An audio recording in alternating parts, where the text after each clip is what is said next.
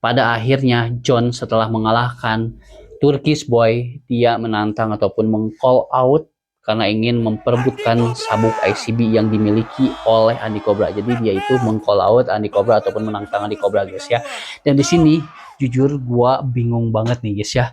Kalau misalkan disuruh memilih antara mereka berdua, karena dua-duanya gua suka. Yang pertama ini John gua suka karena cara bermain tinjunya brutal dan full power, guys ya, seperti Mike Tyson-nya Indonesia. Jadi enggak bosan gitu kalau misalkan melihat pertandingan John, enggak bosan. Jadi wah, ini mantap banget.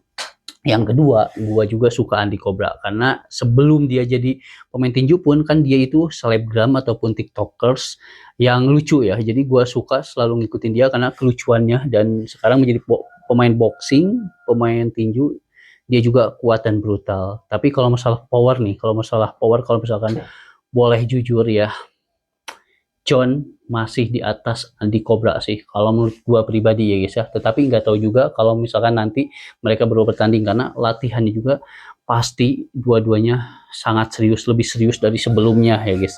Tapi di sini kalau misalkan disuruh memilih nih, guys ya, gua ini berat sih, guys ya, karena gua dua-duanya suka, guys.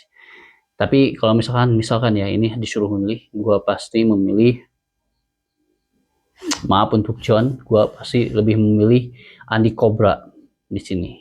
Dan kalau menurut kalian, menurut kalian siapa yang bakalan menang? Coba kalian komen di sini, guys ya. Walaupun John powernya sangat kuat, agresif dan brutal, tapi Andi Cobra juga pasti latihannya itu wah, dan dia Andi Cobra memiliki postur tubuh yang bagus juga.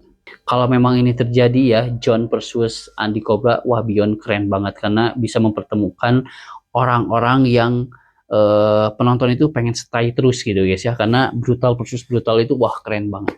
Jadi siapa dukungan kalian, siapa yang akan keluar jadi pemenang kalau misalkan ini terjadi, coba kalian komen di sini, guys.